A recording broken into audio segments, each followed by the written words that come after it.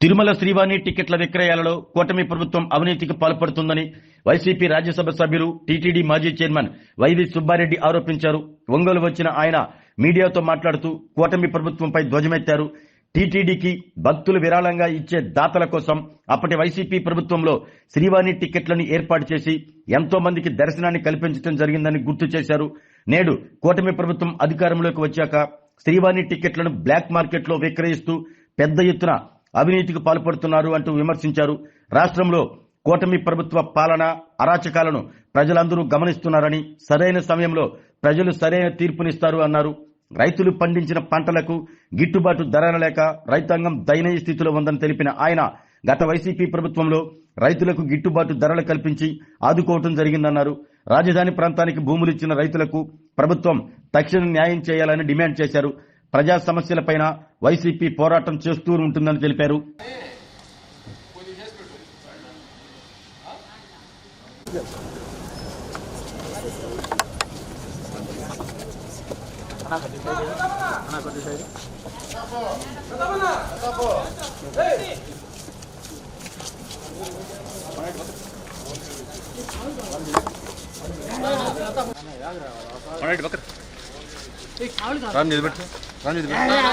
అధికారంలోకి ఉన్నప్పుడు శ్రీవాణి టికెట్లు భక్తుల కోసం ప్రత్యేక దర్శనం ఏర్పాట్ల కోసం స్వామివారికి డొనేషన్ ఇచ్చి పెట్టుకునే పద్ధతిగా ఏర్పాటు చేయడం జరిగింది.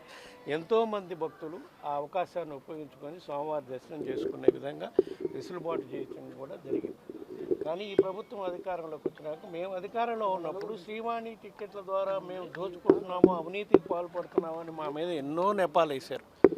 అట్లాంటి శ్రీవాణిని మేము వస్తే దీన్ని తీసేస్తామని కూడా చెప్పారు. ఇప్పుడు వాళ్ళు వచ్చినాక సేమ్ శ్రీవాణి సిస్టమ్ ద్వారానే ఎంతోమంది భక్తులు దర్శనాలు అవుతుంటే దాంట్లో కూడా బ్లాక్ మార్కెట్లో శ్రీవాణి టికెట్లు అమ్మే పరిస్థితి ఈరోజు కూటమి ప్రభుత్వం అధికారంలోకి వచ్చినాక తిరుమల తిరుపతి దేవస్థానంలో ఉంది.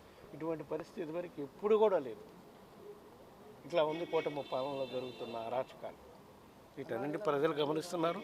తప్పకుండా మరీ ముఖ్యంగా తిరుమల తిరుపతి దేవస్థానం విషయంలో అయితే ఏ విధంగా వాళ్ళు మొదటి నుంచి నెపాలు వేయాలని చూస్తున్నారో దేవుడు ప్రజలు గమనిస్తున్నారు. తప్పకుండా వాళ్ళు ఏం చేయాలన్నా కూడా వాస్తవాలు ప్రజలకు తెలిసే విధంగా కూడా దేవుడు అన్ని చర్యలు తీసుకుంటాడని చెప్పి ఈ సందర్భంగా తెలియజేస్తారు.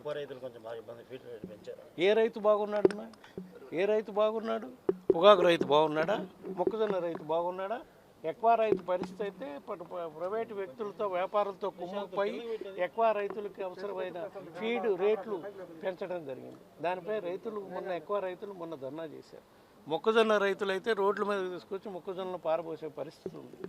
అన్నీ ఏ పంట పండినా ఎక్కువ పంట కానివ్వండి, చేపల చెరువులు కానివ్వండి, ప్రతి రైతు కూడా కూటమి ప్రభుత్వం అనుకోవచ్చినాక గిట్టుబాటు ధర లేకన్నా ఇబ్బంది పడుతున్నారు, పంట కన్నా ఇబ్బంది పడుతున్నారు. అయినా సరే రైతులకు ఆదుకునే విధంగా ఇన్సూరెన్స్ సిస్టమ్ లేదు. అదే వైఎస్ఆర్ కాంగ్రెస్ పార్టీ అధికారంలో ఉన్నప్పుడైతే డైరెక్ట్గా రైతులకు ప్రభుత్వమే ఇన్సూరెన్స్ చేసి వాళ్ళకి ఇబ్బందులు వచ్చినప్పుడు ఆదుకునే విధంగా చర్యలు తీసుకోవడం జరిగింది. పంట పండి ఇబ్బంది వస్తే పంట గిట్టుబాటు ధర రాకపోతే వైఎస్ఆర్ కాంగ్రెస్ పార్టీ అధికారంలో ఉన్నప్పుడు గిట్టుబాటు ధర వచ్చే విధంగా ప్రభుత్వమే మార్కెట్లో గిట్టుబాటు ధర ఇచ్చి రైతుల దగ్గర పంటలు కొని వాళ్ళకి నష్టం లేకుండా ఆదుకున్న పరిస్థితులు ఉన్నాయి. ఈరోజు కూటమి ప్రభుత్వంలో ఎటువంటి ఏ వర్గానికి కూడా మేలు జరుగుతున్న ఇది లేదు, మరీ ముఖ్యంగా రైతాంగ వర్గానికి. తప్పకుండా ఇవన్నీ ప్రజలు గమనిస్తారు. ప్రజల పక్షాన మేము వైఎస్ఆర్ కాంగ్రెస్ పార్టీ తరఫున నిలబడి వాళ్ళకి రైతులకు కానీ ఎక్కువ రైతులకు కానీ ఎవరు నష్టం పడుతున్నా సరే వాళ్ళ తరఫున నిలబడి పోరాటం చేసి వాళ్ళకి న్యాయం జరిగేదానికి వైఎస్ఆర్ కాంగ్రెస్ పార్టీ తరఫున తప్పకుండా కృషి చేస్తాం. చెప్పాం కదా, మా రైతులకు అన్యాయం చేయకుండా ఉంటే మాకేం ఇబ్బంది లేదని చెప్పాం కదా. ముందు 35,000 ఎకరాలు ఇచ్చిన రైతులకే ఆల్టర్నేటివ్ వాళ్ళకి భూములకి పరిహారం లేకపోతే ప్లాట్లో ఇస్తామన్నారో ఇంతవరకు ఇవ్వలేదు.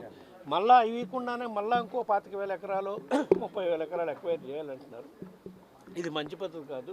రైతులకు ముందు న్యాయం చేయండి. వాళ్ళకి ఇచ్చిన ప్లాట్లకి వాళ్ళు తీసుకున్న భూములకి ఆల్టర్నేటివ్ ప్లాట్లు ఇస్తామని చక్కగా ఎక్కడైతే రోడ్లు వేసి ఇవ్వాలనుకుంటున్నారో అవి వేసి ఇచ్చే కార్యక్రమం చేయమని మేము ఫస్ట్ నుంచి రైతుల తరఫున మేము డిమాండ్ చేస్తాం. ఆరోగ్యమే మహాభాగ్యం అంటారు, కానీ ఆరోగ్యాన్ని నమ్మకంగా కాపాడే స్థానం ఎక్కడ?